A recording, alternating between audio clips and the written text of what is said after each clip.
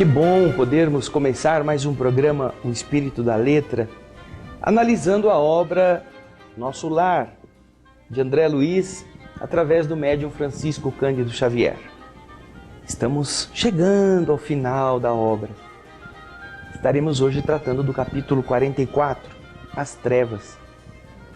Porque o André Luiz havia escutado uma coisa estranha na boca do governador. No capítulo anterior, o governador se dirigiu aos trabalhadores da regeneração, do Ministério da Regeneração. E ele falou que temos que trabalhar no mundo espiritual, trabalhar no umbral, trabalhar nas trevas. Então, que trevas eram essas? Mas antes disto, André encontrou-se no capítulo 44 com Lísias. E estão conversando, estão colocando o assunto em dia. E André se espanta de ver Lísias com aquela jovialidade, tocando cítara, mostrando-se assim tão desenvolto.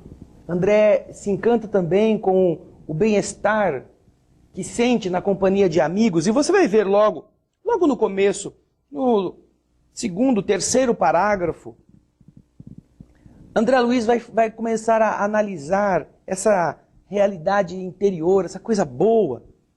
Dia verdadeiramente maravilhoso, diz André Luiz. Sucediam-se júbilos espirituais, como se estivéssemos em pleno paraíso. Olha só, ele está contente. Quando me vi a sós com o bondoso enfermeiro do auxílio, o Lísias, procurei transmitir-lhe minhas sublimes impressões. Como é bom estar aqui, Lísias. E ele disse, não tenha dúvida, quando nos reunimos àqueles a quem amamos, ocorre algo de confortador e construtivo em nosso íntimo. É o alimento do amor, André. Quando numerosas almas se unem no círculo de tal ou qual atividade, seus pensamentos se entrelaçam, formando núcleos de força viva, através dos quais cada um recebe seu quinhão de alegria ou sofrimento da vibração geral. É por essa razão que no planeta o problema do ambiente é sempre fator ponderável no caminho de cada criatura. Cada uma delas viverá daquilo que cultiva. Quem se oferece diariamente à tristeza, nela se movimentará. Quem enaltece a enfermidade, vai sofrer-lhe o dano. Vocês estão vendo, queridas irmãs, queridos irmãos, por que quando você está em harmonia com aquelas pessoas, quando você se sente bem na companhia de amigos, isso abastece o seu coração? Agora, quando você tem que ir em ambientes que não são agradáveis, em pessoas que não têm os mesmos assuntos, nem os mesmos modos de ver, de entender ou de conversar, você parece que é um dedão fora da sandália? Você fica lá de fora, porque você não vai falar das mesmas besteiras que eles vão falar, nem comentar as coisas do mesmo jeito que eles, nem usar as mesmas alimentações ou os mesmos vícios que eles, mas você está num ambiente deslocado. Eles não querem muito saber de você, porque você também para eles não é adequado, e eles não servem para você. Por isso é que você não se sente abastecido. E eles, para você, eles também são pessoas que não se harmonizam com o seu modo de pensar. E esta harmonização é vibratória, como fala André Luiz. E então, observando a minha estranheza, Lísias concluiu, ora, não há nisso nenhum mistério, é lei da vida, tanto nos esforços do bem como nos movimentos do mal. Das reuniões de fraternidade, de esperança, de amor e de alegria, sairemos com a fraternidade, a esperança, o amor e a alegria de todos. Mas, de toda a assembleia de tendências inferiores, em que predominam o egoísmo, a vaidade ou o crime, sairemos envenenados com as vibrações destrutivas desses sentimentos. Eu, comovido, então respondi a ele, tem razão. Vejo nisso igualmente os princípios que regem a vida nos lares humanos, dentro das casas. Quando há compreensão recíproca, vivemos na antecâmara ou antecâmara da ventura celeste. E, se permanecemos em desentendimento e maldade, temos o inferno vivo. Está vendo dentro da sua casa como é você? que faz as coisas serem boas ou não? Você e os que vivem com você. Você pode falar assim, ai, mas seu André, a culpa não é minha, foi ele que fez isso, foi ela que fez aquilo. Mas você está reagindo a isto. Qual é a sua reação? De briga? De desavença? De desajuste? Então você está alimentando a fogueira com gasolina. Se você recebe o que não deve, mas tenta abrandar as coisas, a sua vida é diferente, o seu lar é diferente. Lísias teve uma expressão de bom humor, confirmando com esta expressão e o seu sorriso. Foi então que me lembrei de perguntar a ele sobre uma outra coisa, que algumas horas atrás me torturavam a mente. Quando o governador falou com todo mundo, referira-se aos diversos círculos da terra, do umbral e das trevas. Mas, francamente, não tinha eu até então qualquer notícia deste último plano. Bom, na terra já tinha vivido. Na terra já tinha estado lá. No umbral também. No umbral já tinha passado 8 anos. Meu Deus, eu achava que era coisa ruim. Achava que ali era o fim do fim. Mas o governador falou de uma tal de treva. Treva? Sabe, treva? O que será esse negócio? Treva? Não tem até a terra, que eu pensei que já era treva, mas não era.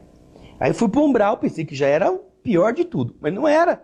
Agora tem a treva. Que negócio é esse? Não seria a região trevosa, o próprio umbral? Onde eu estive lá, por minha vez, em sombras densas, durante anos? Não via nas câmaras numerosos desequilibrados e doentes de toda espécie procedente das zonas umbralinas? Recordando-me que Lísias me dera esclarecimentos tão valiosos da minha própria situação, no início da minha experiência em nosso lar, confiei-lhe minhas dúvidas íntimas, expondo-lhe a perplexidade em que me encontrava. Ele esboçou uma fisionomia bastante significativa e respondeu: chamamos trevas as regiões mais inferiores que conhecemos. Considere as criaturas como andantes da vida. Alguns poucos seguem firmes, visando o objetivo da jornada. São os espíritos nobilíssimos que descobriram a essência divina em si mesmos, marchando para o alvo sublime sem vacilações.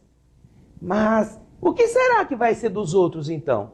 Se esses são os que vão reto para o objetivo e os outros? Você vai ver onde que eles vão parar depois no próximo bloco, tá bom? Fique conosco. Até já.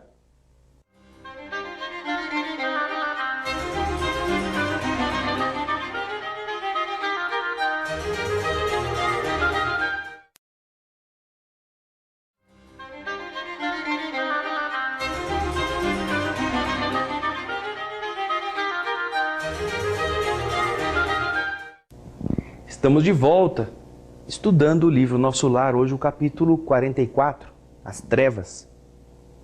André Luiz está apoquentado, está com a cabeça quente.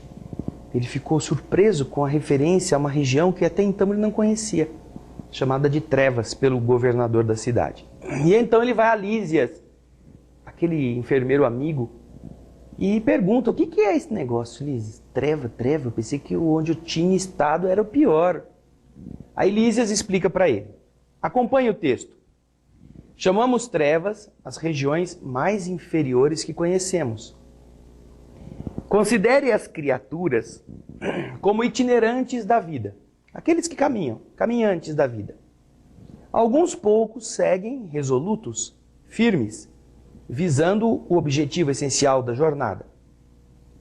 São os espíritos nobilíssimos que descobriram a essência divina em si mesmos, marchando para o alvo sublime sem vacilarem. A maioria, no entanto, estaciona. Temos então a multidão de almas que demoram séculos e séculos recapitulando, repetindo, refazendo experiências. Os primeiros, aqueles que vão reto, seguem por linhas retas. Os segundos caminham descrevendo grandes curvas. Nessa movimentação, repetindo marchas e refazendo velhos esforços, ficam à mercê de inúmeras vicissitudes, inúmeras dificuldades. Assim é que muitos costumam perder-se em plena floresta da vida, perturbados no labirinto que tracejam para os próprios pés. Classificam-se aí os milhões de seres que perambulam no umbral. Outros, preferindo caminhar às escuras, pelas preocupações egoísticas que os absorvem, costumam cair em precipícios, estacionando no fundo do abismo por tempo indeterminado. Compreendeu? Perguntou Lísias ao André Luiz. As elucidações não poderiam ser mais claras.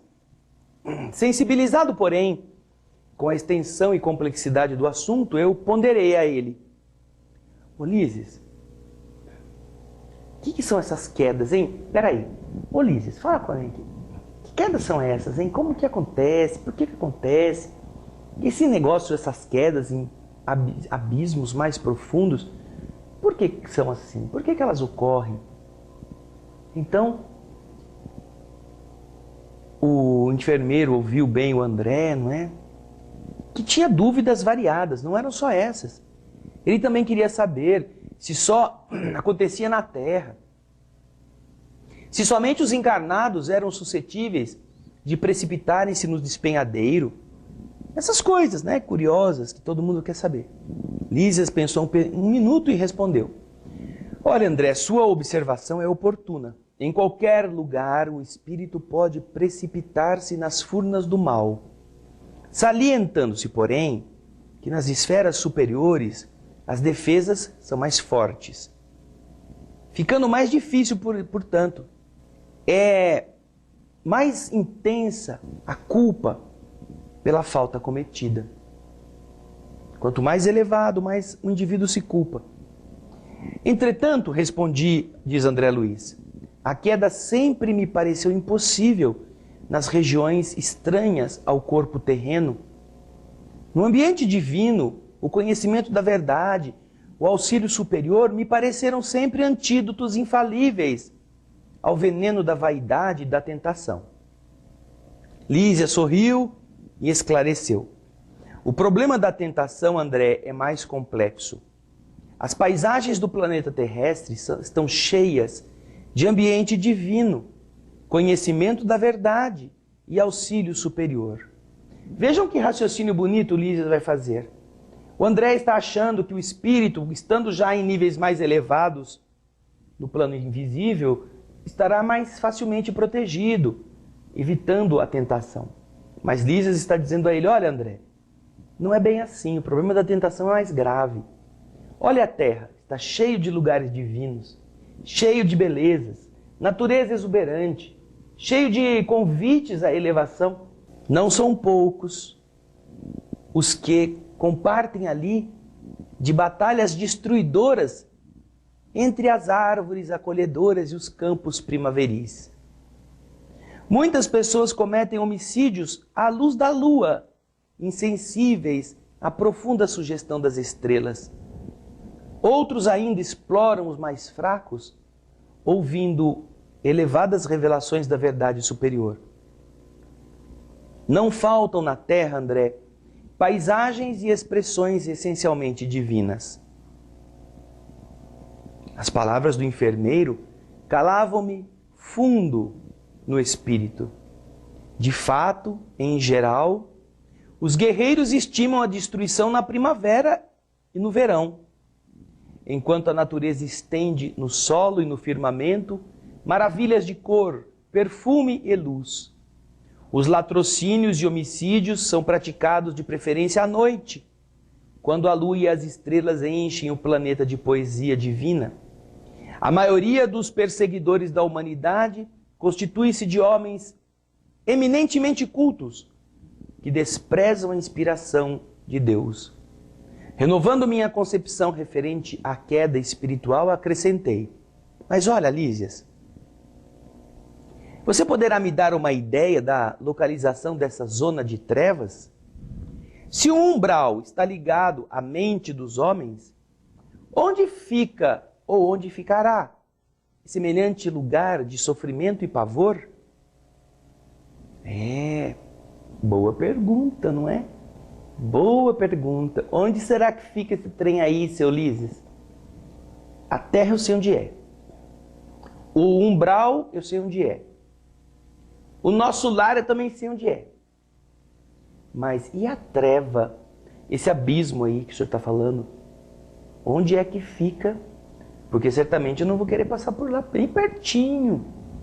Nem fazer um passeinho ali na região. Quem sabe eu escorrego, não é cair no abismo. Não. Se o trem da tentação é feio desse jeito, quero não. Quero ficar quietinho aqui. No nosso lar, na câmara de retificação, limpando os dejetos dos que chegam. Isso é menos ruim do que ir para aquele buracão. Você está curioso também, né? Tô sabendo.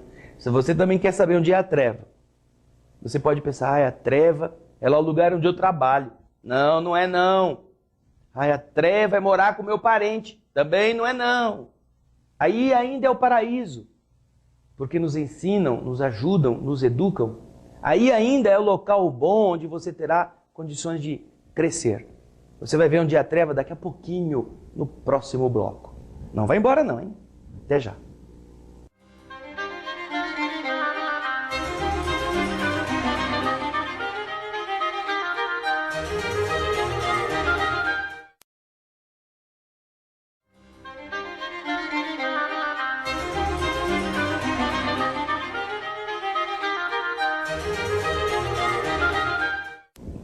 Estamos voltando com o livro Nosso Lar, no programa O Espírito da Letra, que procura tirar aqueles ensinamentos que estão debaixo da frase.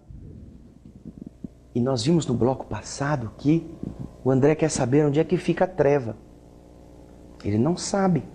A gente não sabe. Você vai ver quanta coisa interessante que o André Luiz escuta aqui e que você nem imagina. Acompanhe o texto agora, falando sobre exatamente onde fica essa região.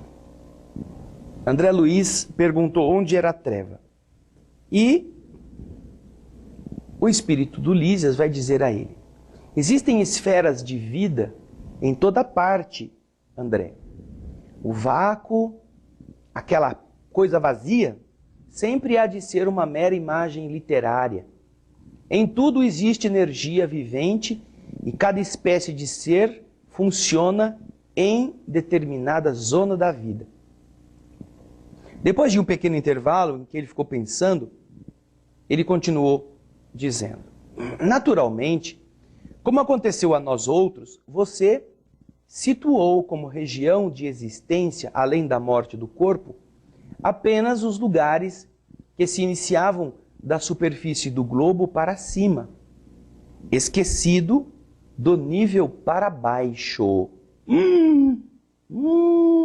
Para baixo. Do nível do solo para cima. O André pensou na terra, pensou no umbral, pensou lá na cidade Nosso Lar. Você só pensou da superfície para cima. E o descendo? Você não pensou não, seu André? O descendo? Nunca pensei não.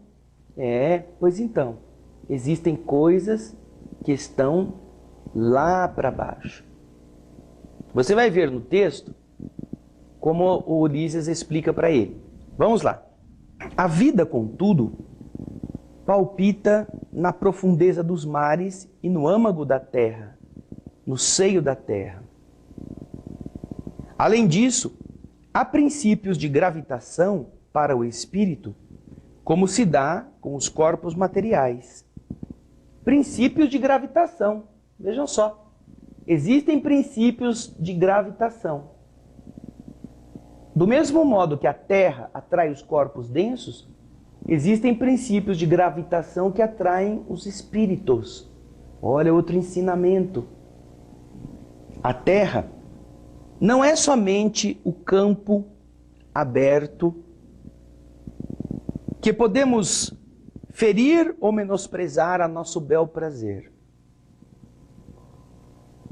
É a organização viva Olha só, organização viva. Possuindo certas leis que nos escravizarão ou libertarão, segundo nossas obras. É claro que a alma esmagada de culpas não poderá subir à tona do lago maravilhoso da vida. Resumindo, devo lembrar que as aves livres sobem às alturas. As que se embaraçam no cipoal sentem-se tolhidas no voo. E aquelas que se prendem ao peso considerável são meras escravas do desconhecido. Percebe? Perguntou Lísias. Avaliei, então, de pronto, o imenso quadro de lutas purificadoras a desenhar-se diante dos meus olhos espirituais nas zonas mais baixas da existência. Como alguém que precisa ponderar bastante para exprimir-se, o companheiro pensou e concluiu. Como acontece a nós outros que trazemos em nosso íntimo o superior e o inferior, também o planeta traz em si expressões altas e baixas, com que corrige o culpado e dá passagem ao triunfador para a vida eterna. Você sabe, como médico humano que foi, André, que existem elementos no cérebro do homem que fazem com que ele tenha o senso de direção. Hoje, porém, reconhece que esses elementos não são propriamente físicos, mas sim espirituais na sua essência. Quem goste de viver exclusivamente na sombra, vai embotar o sentido divino da direção, vai perder o rumo. Não será demais, portanto, que se jogue nas trevas, porque o abismo atrai o abismo, e cada um de nós chegará ao local para onde esteja dirigindo os próprios passos. Viu quanto ensinamento? Coisa boa? Com tudo isto que o capítulo 44 nos apresenta, nós sabemos que não é apenas da superfície da terra para cima que existe vida, que os espíritos se apresentam. Existe vida abaixo da superfície da terra, do plano vibratório. Existem ambientes subcrostais, onde espíritos que se fizeram escuros por suas quedas, por seus desatinos, habitam. Não é o inferno, não é aquele negócio cheio de fogo, não. São ambientes mais difíceis, nos quais espíritos padecem por conta de suas opções, como você viu ali. Ulisses está explicando ao André que, de verdade, nossa mente dirige nossos passos. E nós iremos para onde, de verdade, nós mentalizarmos ir. O abismo atrai o abismo, a escuridão atrai a escuridão e a luz atrai a luz. Eu vi que o Ulisses falou que também a gravidade atua não somente sobre os corpos físicos, atua sobre os espíritos. Viu? Revelação. O espírito da letra faz isso. Tira o ensinamento que está ali, escrito, para que a gente aprenda. Esperamos que você tenha apreciado. Leia de novo este capítulo, porque é muito interessante. Na próxima semana nós vamos para o capítulo 45. Estariam faltando daí somente 5 programas para acabar o livro. Tá vendo? Você leu um livro inteiro, você esteve junto, você participou. Obrigado pelo seu carinho, obrigado pela sua presença no nosso Espírito da Letra. Queremos contar com você nos próximos programas.